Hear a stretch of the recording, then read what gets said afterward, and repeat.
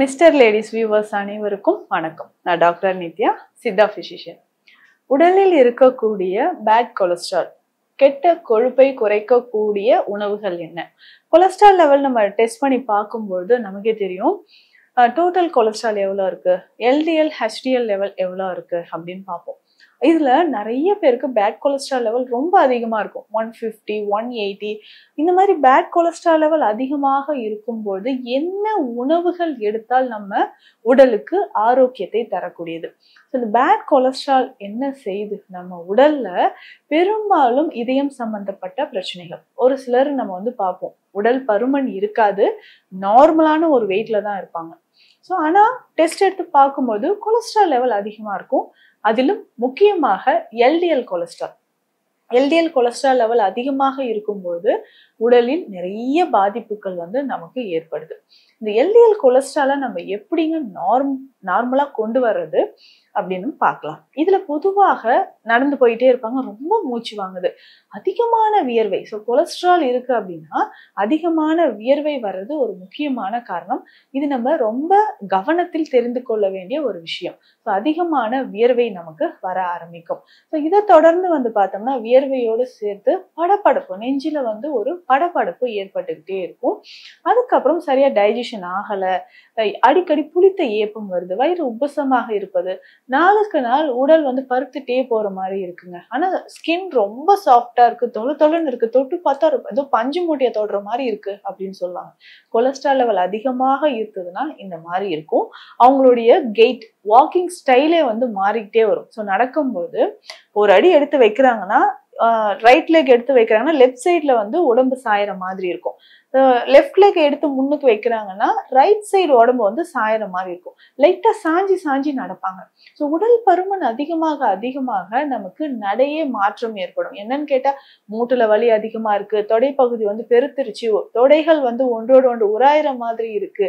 So இது எல்லாமே cholesterol level அதிகமாகிறதுனால உடலில் ஏற்படக்கூடிய பிரச்சனைகள். அடிக்கடி சருமம் சார்ந்த பிரச்சனைகள், அதி வியர்வை அப்படின்னு சொல்லுவோம். ஸோ ஹைப்பர் ஹிட்ரோசிஸ் அப்படின்ற கண்டிஷனும் நிறைய பேருக்கு இருக்கும்.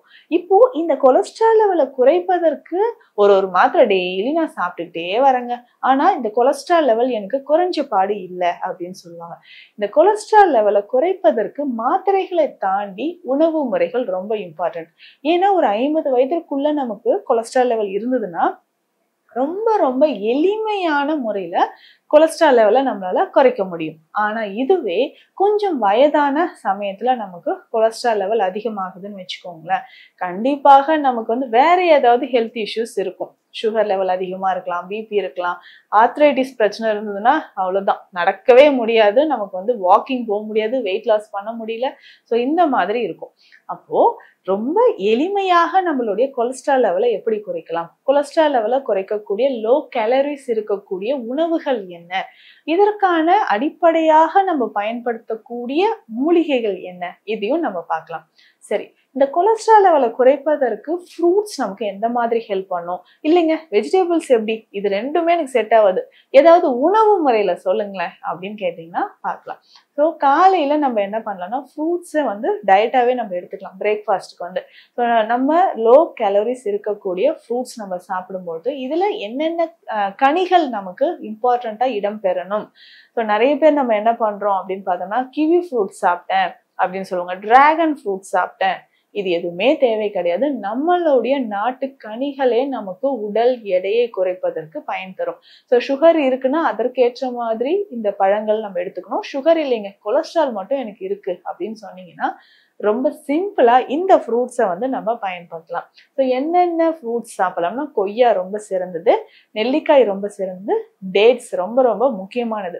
ஏன்னா நம்ம லோ கேலரி டயட் எடுக்கிறன்ற பேர்ல நம்ம என்ன பண்ணுவோம், உணவை குறைச்சிட்டதுனால நம்ம உடல்ல பேசிக்கா இருக்கக்கூடிய கால்சியம், அயன் இதெல்லாமே குறையறதுனால அனிமியா பிரச்சனை வந்துடும். ஸோ இதை பேலன்ஸ் பண்றதுக்கு டேட்ஸ் ரொம்ப முக்கியம். பப்பாளி தவறாமல் சாப்பிடணும். ஸோ இந்த மாதிரியான நம்மளுடைய ஃப்ரூட்ஸ் எடுத்துக்கிட்டு இதுல முக்கியமாக வாரம் 3 முறை பைனாப்பிள். ஸோ பேட் கொலஸ்ட்ராலை குறைப்பதற்கு பைனாப்பிள் தான் ஃபர்ஸ்ட் அப்படின்னு சொல்லலாம். இது எந்தெந்த டைப்ல நம்ம எடுத்துக்கலாம் அதையும் நான் சொல்றேன். ஸோ பைனாப்பிள் 2-3 ஸ்லைஸ் எடுத்துக்கணும். இதுல நம்ம பெப்பர், அதாவது மிளகு தூள் லைட்டா தூவிடணும்.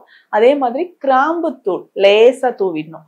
தூவிட்டு இதை வந்து ஒரு 3 ஸ்லைசஸ் நம்ம வந்து வாரம் ஒரு 3 முறை நம்ம சாப்பிட்டுட்டு வரும்பொழுதே உடலில் இருக்கக்கூடிய அதிகப்படியான கெட்ட கொழுப்புகள் நமக்கு கரைய ஆரம்பிக்கும். இதயத்தில் இரத்த நாளங்களில் இருக்கக்கூடிய கொழுப்பும் நமக்கு குறையுது. அதே மாதிரி வெஜிடபிள்ஸ் அப்படின்னு சொல்லும்பொழுது நல்ல கொடி வகைகளில் இருக்கக்கூடிய வெஜிடபிள்ஸ்.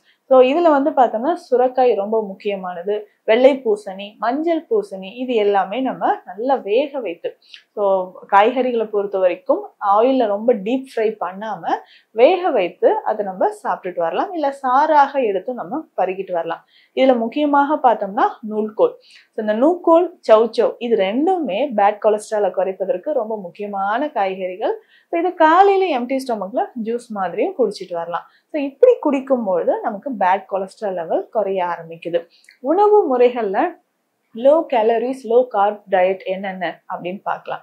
ஸோ இதை பொறுத்த வரைக்கும் நம்ம மாவினால் செய்யப்பட்ட இட்லி, தோசையை கூட அவாய்ட் பண்ணிட்டு நம்ம ஈஸியா டைஜஷன் ஆகக்கூடிய உணவுகள், ஸோ மில்லட்ஸ்ல அவல்ல செய்த உணவுகளை நம்ம பயன்படுத்தலாம்.